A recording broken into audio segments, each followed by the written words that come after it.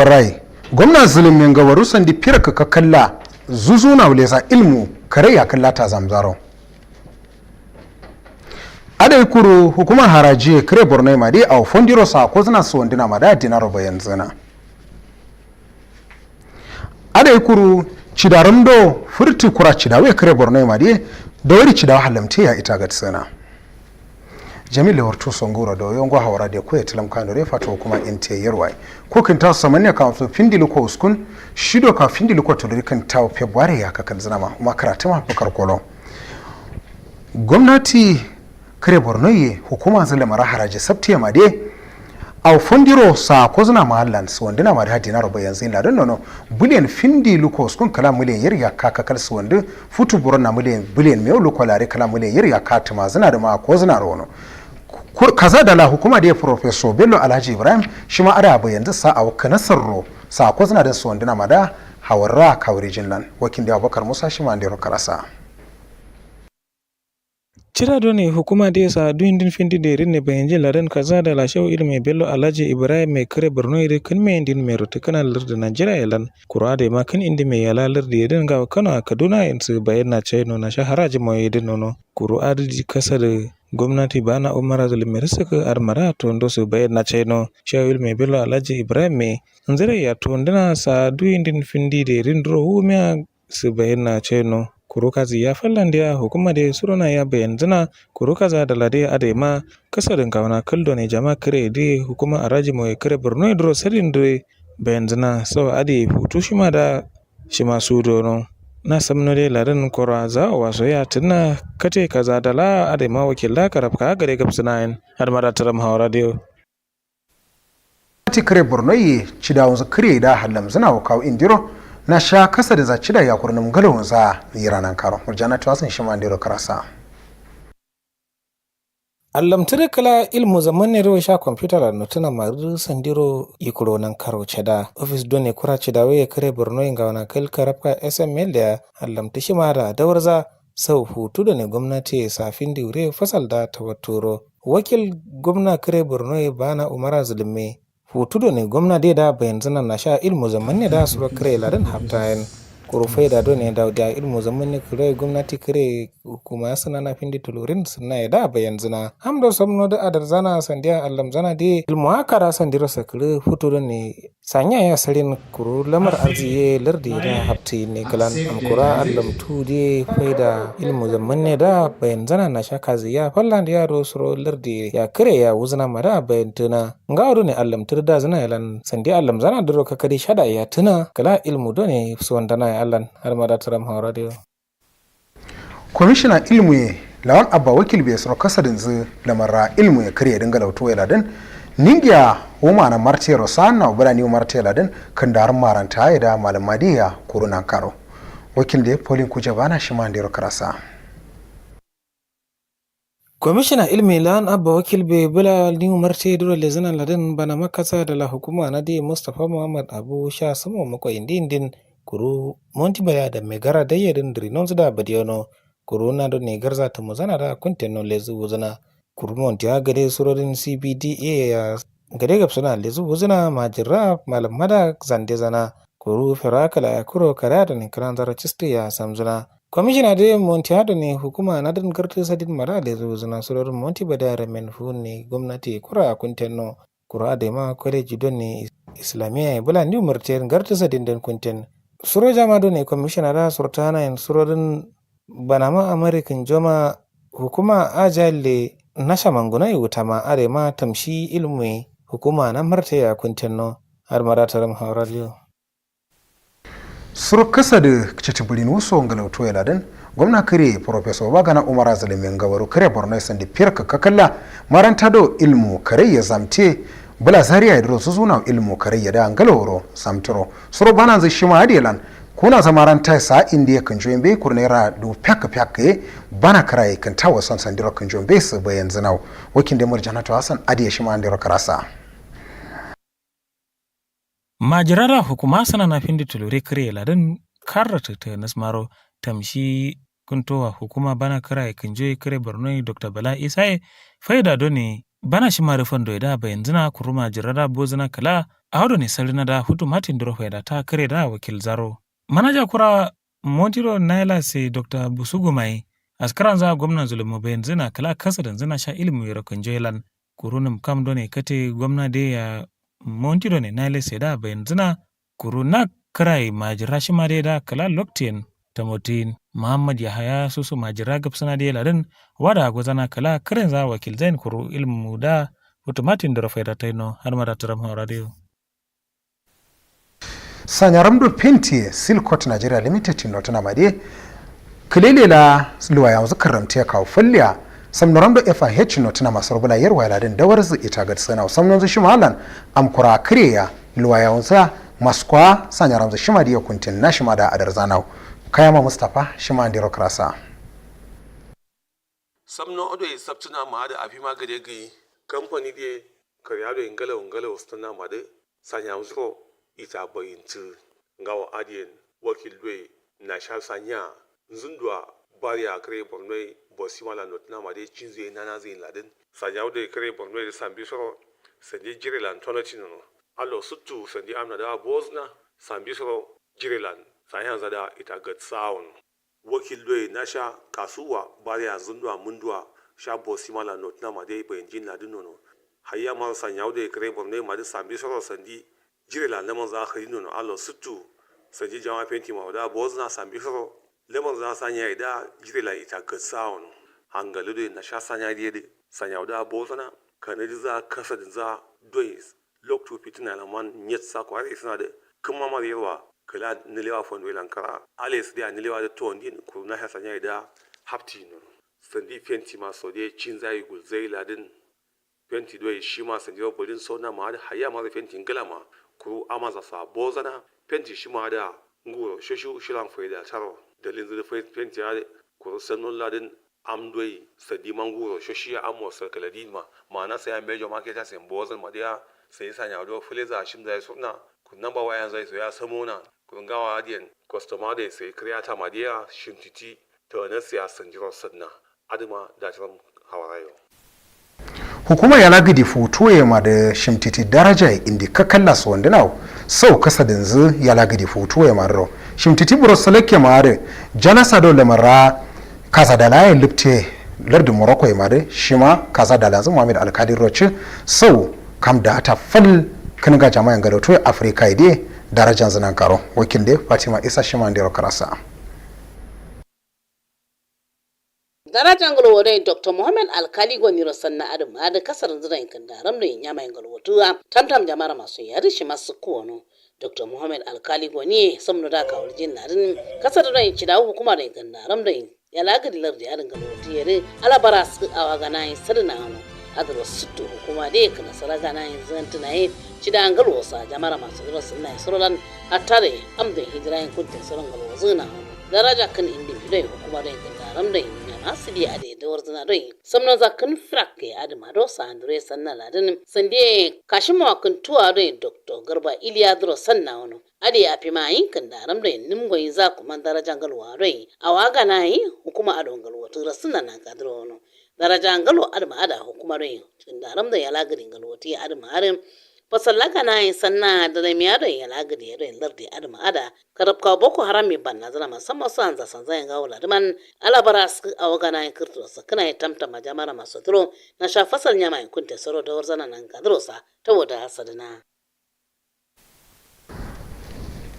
kaza dala jami'a kare borno professor babagana gutti ningi namkamya kaza dala do hukuma jarawa jami'a professor ishak olarewaju oloyediro sanau namkam galo wandi kate zanta watoro kuru ningi za shimade kaza dala jami'a de bulin maada yarim sandiro itagatuwono professor gutti ningi za shimalan katiu jami'a de hajiya jallaba em shekka kuru gana no mazu duno ma kyari duno ma kuru kaza da lanjim krai jami'a da dr hamsatu ali kadala kunte sha sordale zana wono kuru bayan zaladun nono professor oloye da na sha hukuma da futuwa da mara ilmu yadin tera zu bana zasu na da suka sha zazak suna wono professor oloye da sandiro jawawa kalaksin ladun nono sapisoro ci zu tare da zu jami'ar ro kala kallace ci da zana ka nasara ta wata sense wada gozana cin tsaron ratar hawaran da kuwa sai kafa an gaura da yau.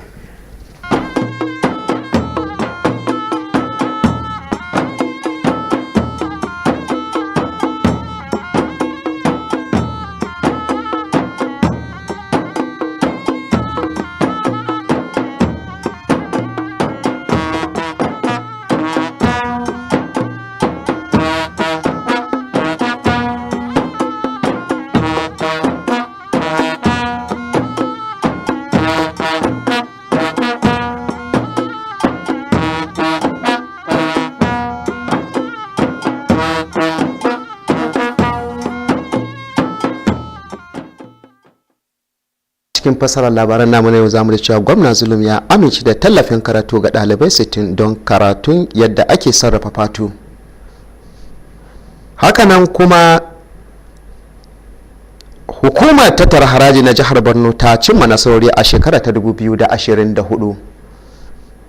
Haka zamu da cewa shugaban hukumar ma'aikata na jihar Borno ta shirya baiwa ma'aikata horon sanin na'ura mai kwakwalwa.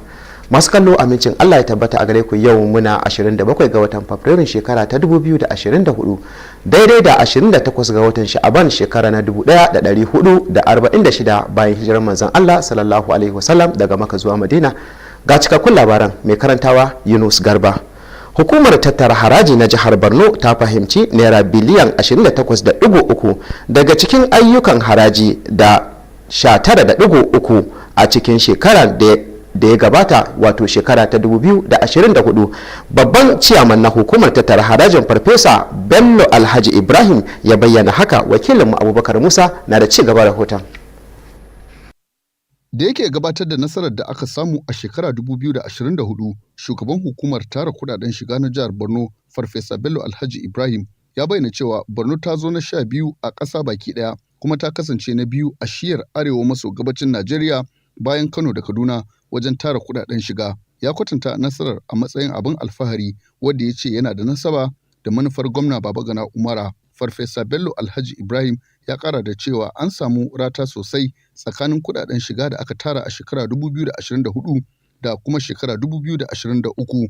Ko da yake wannan nasara ba za ta rasa kalubale ba, shugaban hukumar tara kudaden shiga na jihar Borno ya jinjina wa gwamna Babagana Umara saboda irin goyon baya da yake ba hukumar tare da haɗin kai da yake samu daga wajen mazauna, musamman ma wajen biyan haraji. Farfesa Bello ya ƙara da cewa ba zai yi ƙasa a gwiwa ba wajen cima ƙudurin shi na naira biliyan 25 da ake tsammani daga gare shi wannan shekarar. An gudanar da tambayoyi tsakanin 'yan jarida da shugaban hukumar tara kuɗaɗen shiga na jihar Borno a lokacin taron. Ƙarshen rahoton kenan. Don ganin an sami nagartaccen aikin gwamnatin jihar Borno ta shirya taron ba da horo na kwana 2 ga waɗansu zababbun ma'aikata. Wakiliyanmu Murjanatu Hassan na da ci gaban rahoton. Horon, wanda ya mayar da hankali kan fasahar sadarwa na ICT da aikace-aikacen kwamfuta da nufin ba mahalarta taron muhimmin dabaru don inganta ayyukansu. Ofishin shugaban ma'aikata na jihar Borno tare da haɗin gwiwar SML Consult Limited ne suka gudanar da horon a wani bangare na shirin gwamnatin jihar na shekaru 25 kan ci gaban bil'adama.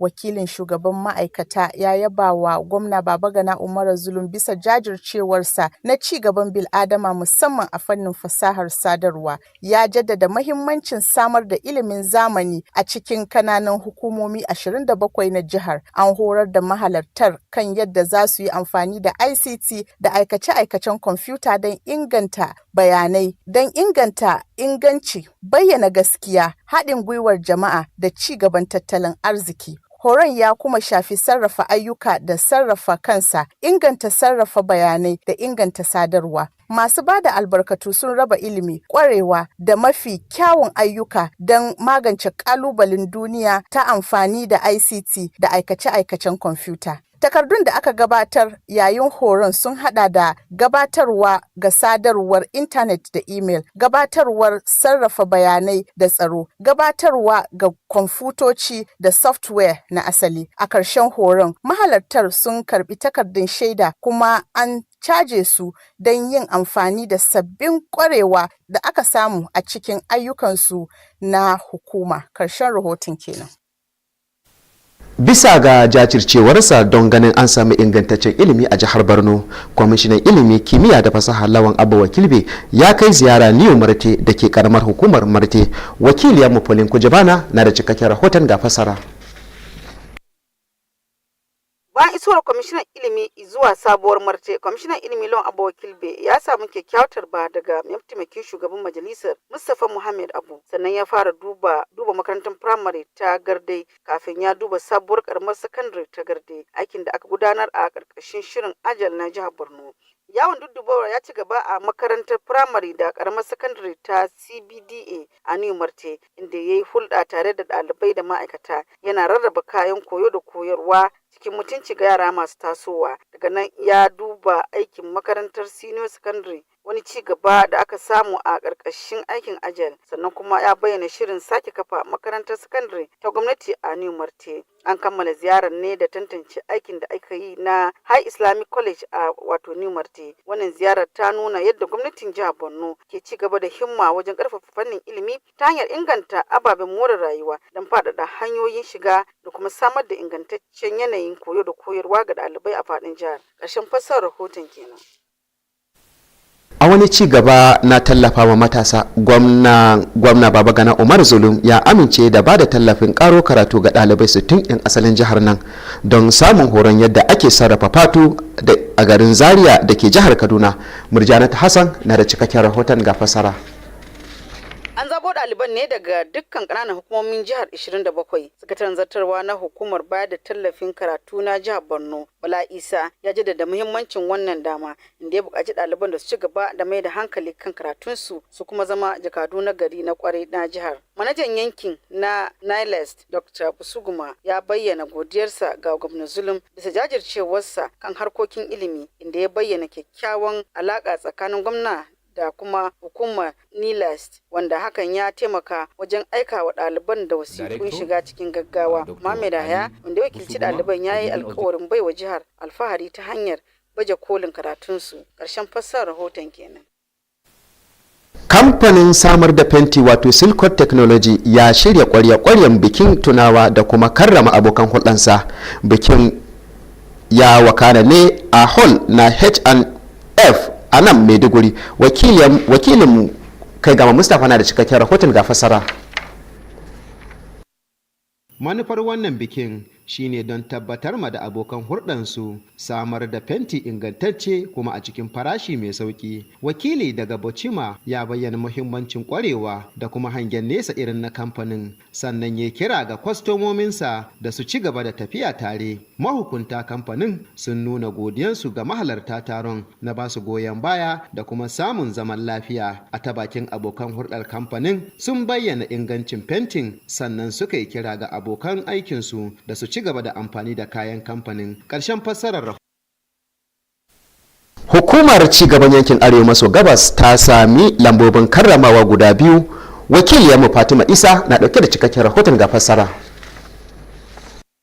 Karramawar ta amince da ƙoƙarin alkali wajen inganta farfaɗo da tattalin arziki da ci gaban al'umma a yankin. Da yake jawabi ake yi na sake gina yankin da kuma farfaɗo da yankin. Ya bayyana irin nasarorin da hukumar ta samu da suka hada da gagarumin ci gaban ababen more rayuwa, haɓaka tattalin arziki na zamani da sake tsugunar da 'yan gudun hijira a cikin gida. Kyautar ta biyu ita ce ƙungiyar ma'adinai na ƙasa da ƙasa ta Najeriya ta ba da lambar yabo a taron ƙasa da ƙasa na shekara-shekara karo na 60 a Abuja. Al'ummar ta karrama Dr. Garba Iliya, babban daraktan mai kula da harkokin mulki da kuɗi na NEDC, a matsayin babban jakadar kungiyar ma'adinai na kasa da kasa da kuma sana'a. Wannan karramawar ta samo asali ne saboda gagarumar gudunmawar da ya bayar wajen inganta ci gaban kimiyyar kasa a faɗin yankin.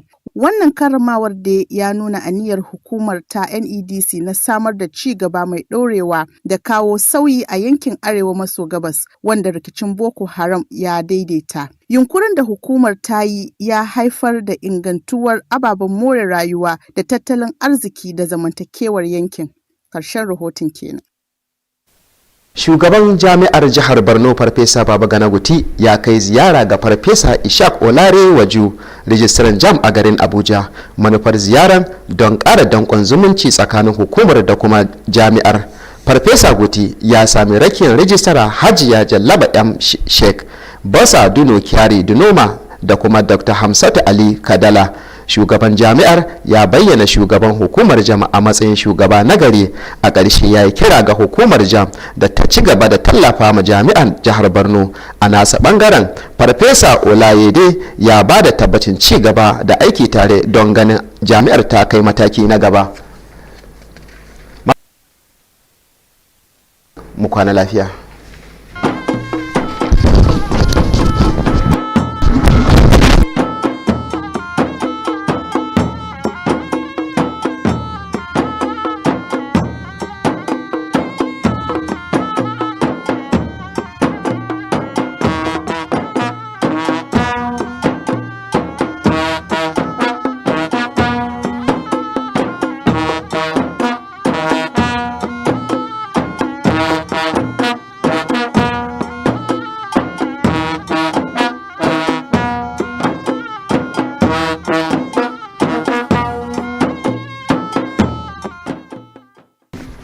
Top stories on the news tonight. Governor Zulum approves sponsorship for 60 students to study leather technology.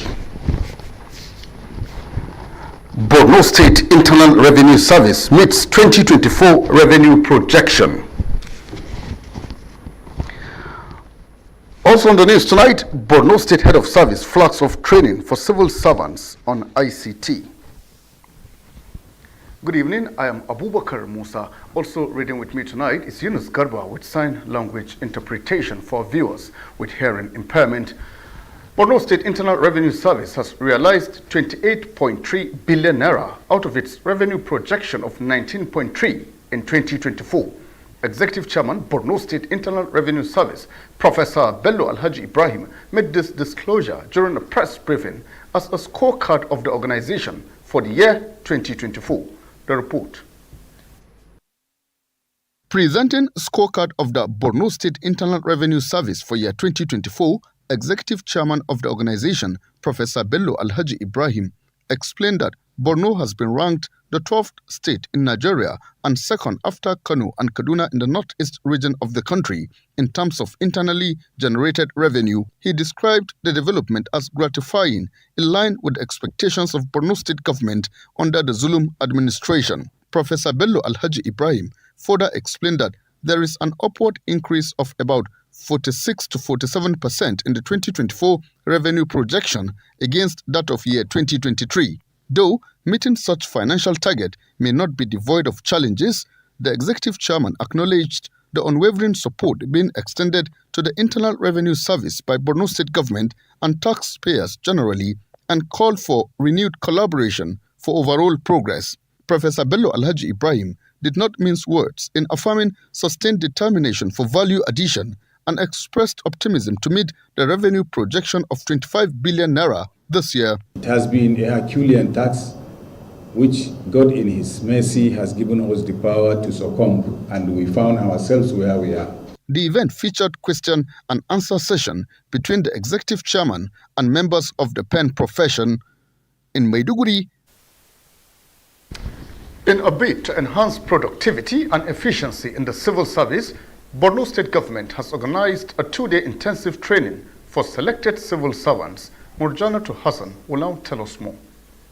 How to safeguard these our devices, since we must get connected to the internet.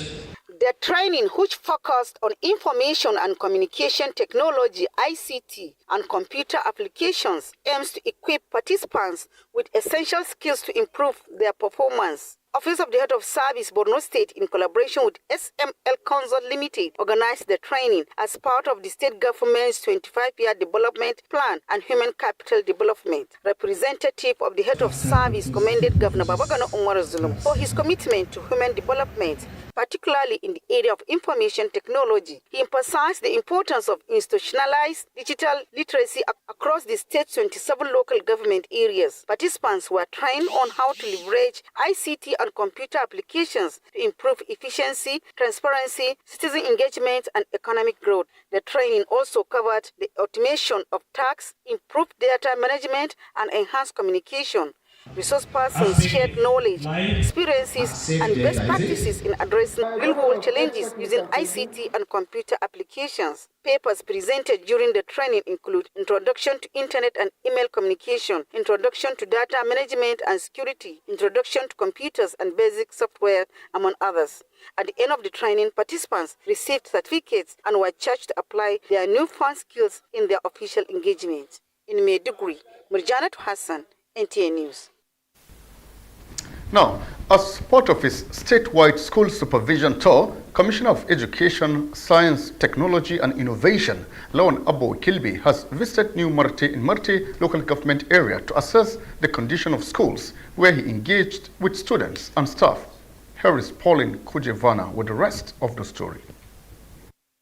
Upon arrival at New Marte, the Commissioner of Education, Lawan Abu Wakilbe, was warmly received by the Vice Chairman of the Council, Mustafa Mohammed Abu, and commenced his inspection at Garade Primary School before assessing the newly completed Junior Secondary School Garade, a project executed under the Borno State Agile Initiative. His tour continued at CBDA Primary and Junior Secondary Schools in New Marte, where he engaged with students and staff, distributing learning materials and dignity kits to adolescent girls. He then inspected Senior Secondary School project, another development under the Agile project, and announced plans to re-establish Government Day Secondary School New Marte. The visit concluded with an assessment of the ongoing Higher Islamic College project in New Marte. Amongst the commissioner's entourage were Zonal Deputy Director, Mongono Zone, officials from Ministry of Education, Agile project, and Education Secretary of Marte. This visit highlights Borno State government's continuous commitment to strengthening the education sector by enhancing infrastructure, expanding access, and fostering quality learning environment for students across the state. In Maiduguri, Pauline Kujevana, NTA News. Away from that now to take a break. More reports for you shortly. How far, Niger? Welcome to the Glow Cafe app. Come in.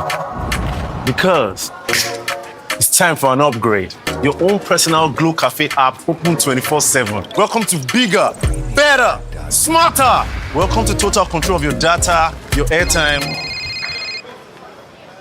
Mom, I'll call you back. How you buy? I'll send you data. How you share and how you recharge. Movies, gaming, music. All in one place. Welcome to More Valley. Download the upgraded Glow Cafe app and get more data. Get 100% recharge bonus and get a massive 100 gigabytes data bonus when you register. Want it all? Download all this into this. Glow Unlimited. We're glad to have you back. Let's move on now. In a move to empower the youths of Borno State, Professor Babagana Umar Zulum has approved the sponsorship of 60 indigenes to study leather-related fields at the National Institute of Leather Science and Technology, NILEST, in Zaria, Kaduna State. The sponsorship, which includes payment of school fees for 2 years and a monthly stipend of 30,000 naira, is part of Governor Zulum's broader commitment to vocational and technical education. Let's hear Murjanatu Hassan one more time. The students were selected from all 27 local government areas of the state. Executive Secretary of the Borno State Scholarship Board, Dr. Bala Isa, emphasized the importance of this opportunity, urging the students to remain focused on their studies and serve as excellent ambassadors for the state.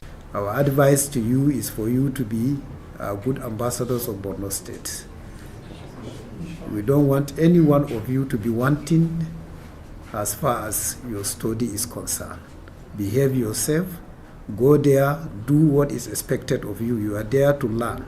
So the main objective is for you to learn. The regional manager of NILEST, Dr. Busuguma, expressed gratitude to Governor Zulum for his commitment to education, highlighting the strong relationship between the governor and NILEST, which facilitated the immediate dispatch of admission letters to students. We are doing to make sure that we have seamless processes in making sure our Borno indigenes benefit from a lot of opportunities out there. Mohammed Yahya, representing the students, promised to make the state proud by excelling in their studies. In Maiduguri, Murjanatu Hassan, NTA News. And in other news, Silkcoat Technology Painters Nigeria Limited recently organized a loyalty reward and recognition day to appreciate its customers for their dedication and continued patronage of Silkcoat products. The event held at F&H Hall, Maiduguri, brought together stakeholders, customers, and industry professionals. Kaigama Mustafa was there for us. The event was aimed to celebrate the company's commitment to providing high quality and affordable paint products. Actually, we are selling the raw material also. I hope we grow together with the painter in Maiduguri, in Borno. Silkcoat Turkish Event is a company that produces 4 different categories of brand under one mother company called Silkcoat. We have Platinum, we have Dr. Smart, and we have Icona. These 4 categories of brand are similar, but we took our time to produce it in the sense that every citizen or individual can afford it. A representative of Bosima emphasized the importance of professionalism, justice, consistency, and determination in the industry, encouraging participants to uphold these values. Stakeholders expressed gratitude to participants for their resilience and commitment, noting the positive impact of the gradual return of peace in the state on business growth. Applicators shared testimonies commending the quality and durability of Silkcoat paints, urging colleagues to continue prioritizing the brand. The event also featured the introduction of major distributors to applicators, encouraging stronger partnerships and patronage.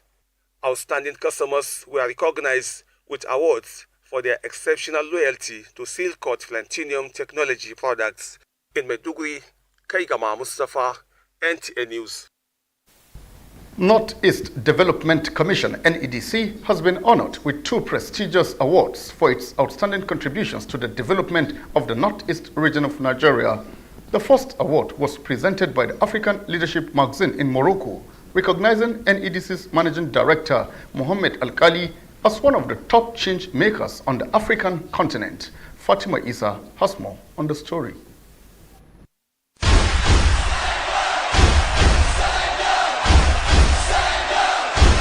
The award acknowledged Alkali's efforts in promoting economic recovery and social development in the region. Speaking at the occasion, Alkali stated that the award reflects the collective efforts of the NEDC staff towards the reconstruction and rehabilitation of the region. He highlighted the Commission's achievements, including massive infrastructural development, expansion of the digital economic, and the resettlement of internally displaced persons, IDPs. I am getting this award.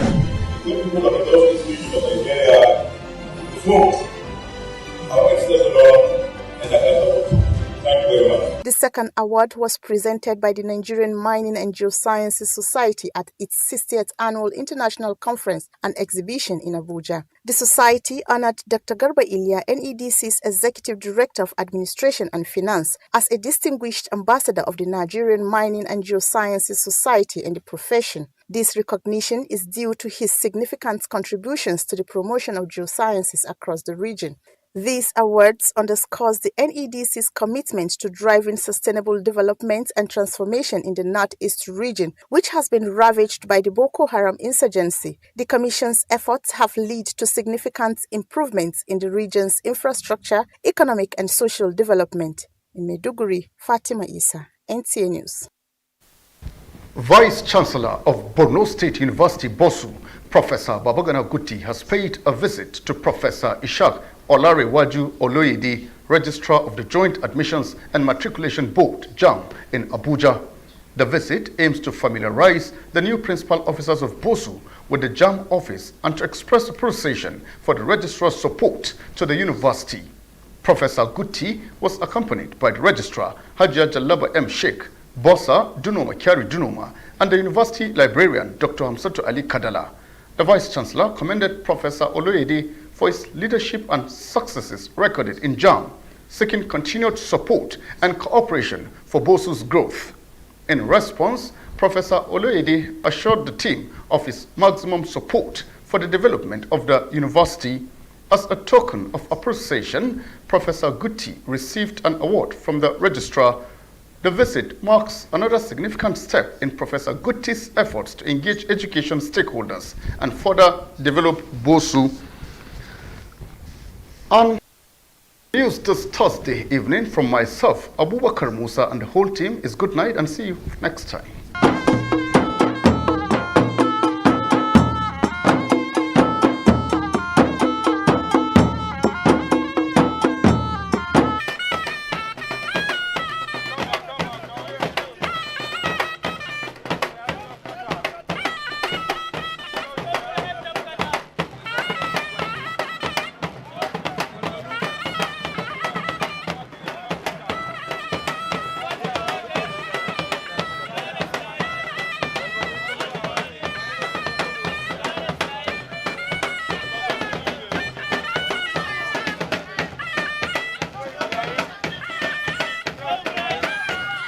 The coronation of the 13th Shefu of Dikwa, Ibrahim Ibn Umar Ibrahim El-Kanemi, by the Borno State Governor, Professor Babagana Umar Zulum, has come and gone, leaving behind a remarkable memory, not only to the people of the historic town of Dikwa, but to the entire people of the state, and of course, anybody with interest in the royalty within and outside the shores of Nigeria.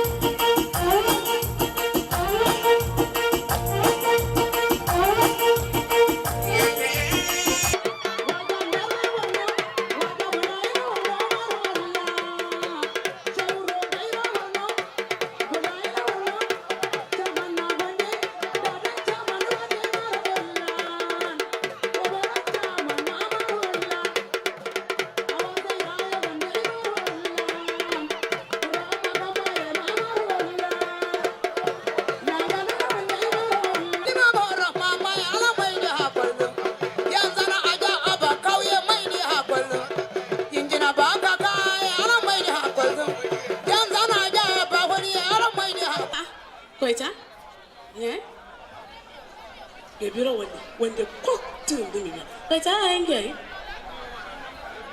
Ari ko itaba anzara rukindo. Atuba anzara rukindo. Ala. Ari baby, Ari big kabi come on chon gongo dadini. Baby. Baby kai baby. Baby. Kai koita. Ari baby kai ari ba anzara ma. Baby? Hara mara mamaru ganam karim naira inna now. Nasa uri mara baby. Ndaonan mamaru daskosa. Yanzaban mamaru gama kukuru hara shauri lero kushayna indro daskuru magana turo karim mamaru. Wondi hara isiri ngawaran timo kuru daskonum.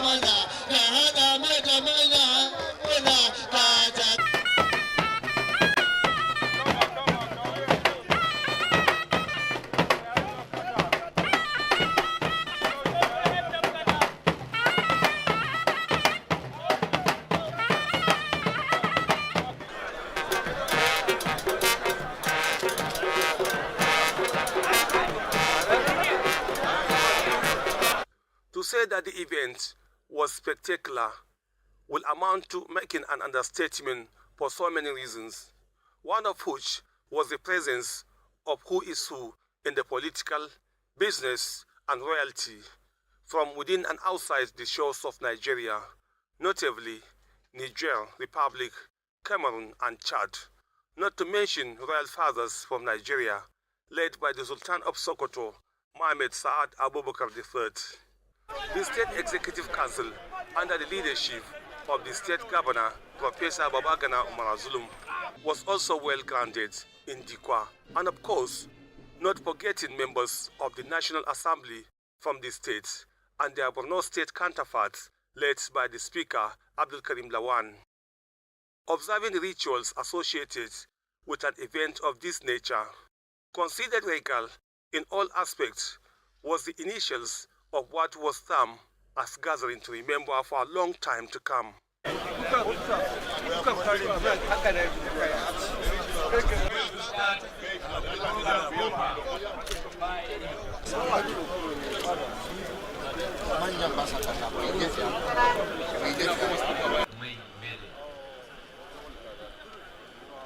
we are going to have now, the war is being covered with the law. They can't go to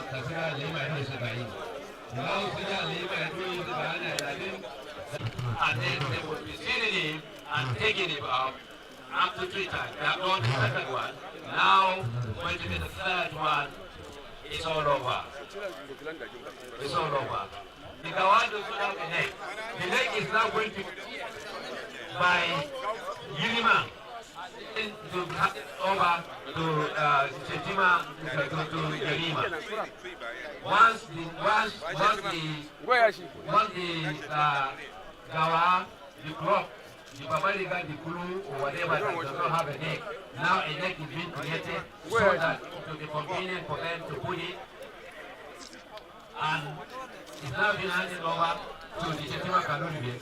Chetima Kanuri is now putting the Kulu Gawai or the club of the women hand moving club. The hand moving club is now the show that is being dressed up. Next in the line is the turban will be crossed. That turban will be handed over to Madam Crab. Allah, the most gracious, the most merciful.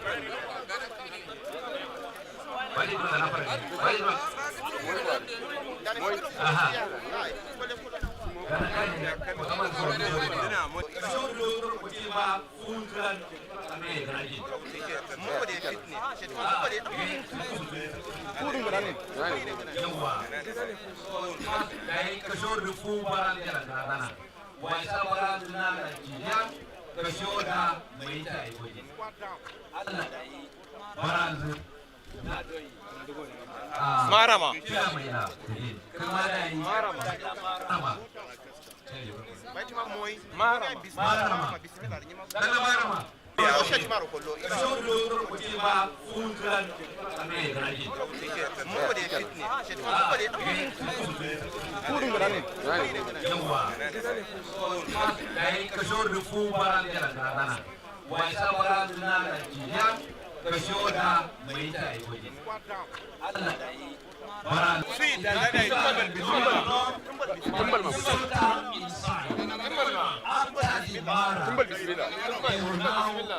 Kuwa kurma, jalta kurma, tamsu kurma, tunasarama, nya korea, kanambo fayu, kuri ni kuri marmare gari, nya ngudo ngawa, kuri mata fifitoa, yakuso tada kama makando, kuri ni sungama, rangama, kamgama, kasungama, sale chidumma, wala chidumma, ajini warima, warata mali saramma, lele kriye lele ali saram kelewa, di bulla munkabulla ramma, adin bulla nunka faima kan mulan kaulam gam.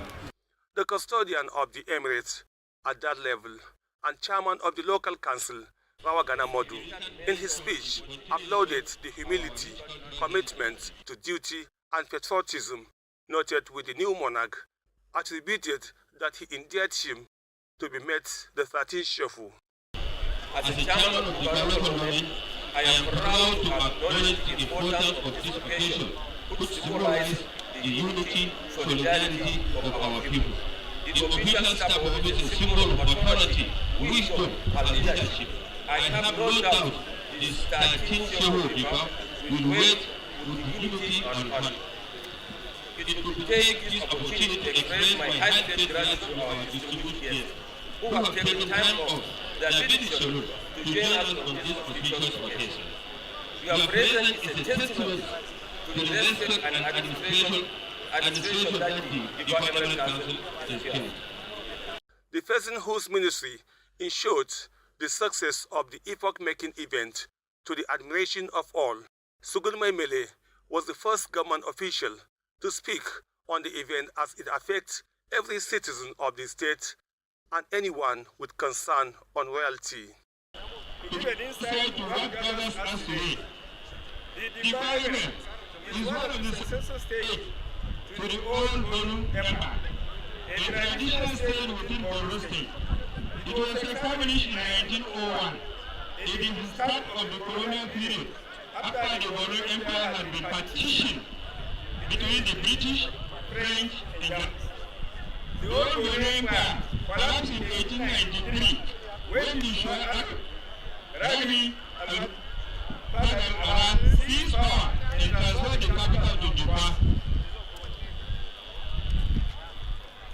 After the French expansion in West Africa defeated and killed Rabi, the enslaved Shehu Sandakura, a member of the old Borno dynasty, and the first Shehu of Borno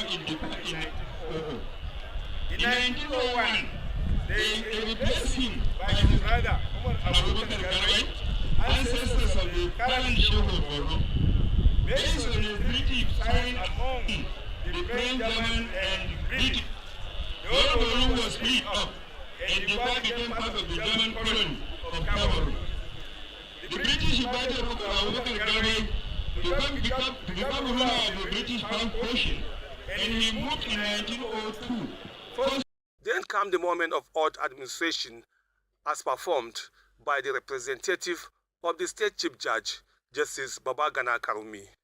A solemn moment that forced the spectators to reflect deeply on what such means, not only the people of Dikwa Emirate, but the entire citizens of the state and beyond.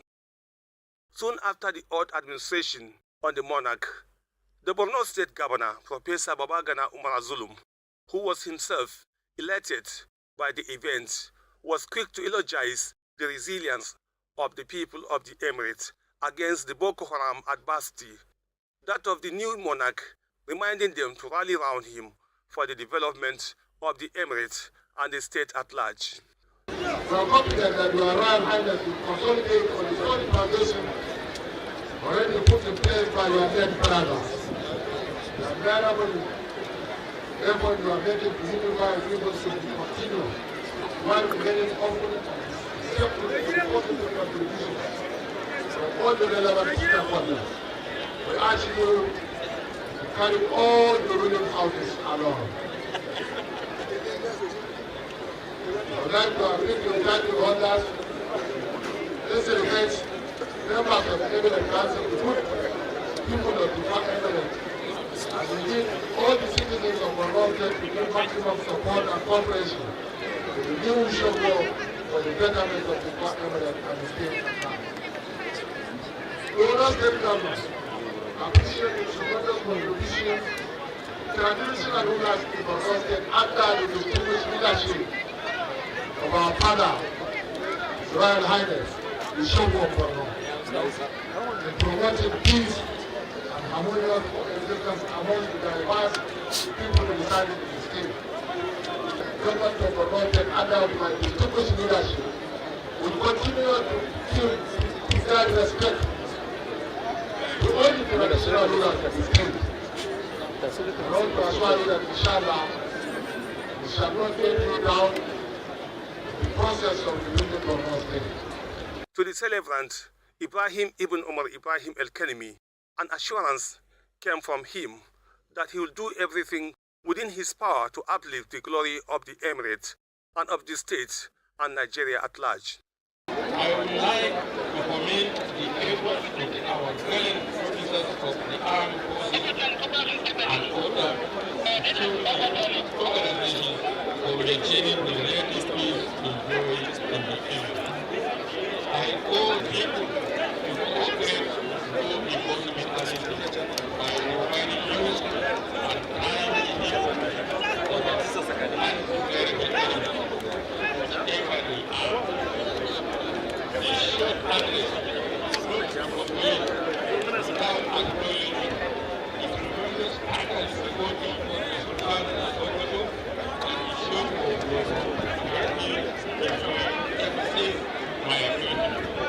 The spectacle created by the Grand Dava, staged by the Sheikh of Dikwa and his district heads, was by no means an event to behold owing to the display of royalty, horsemanship, and an excellent display of the Kanuri culture.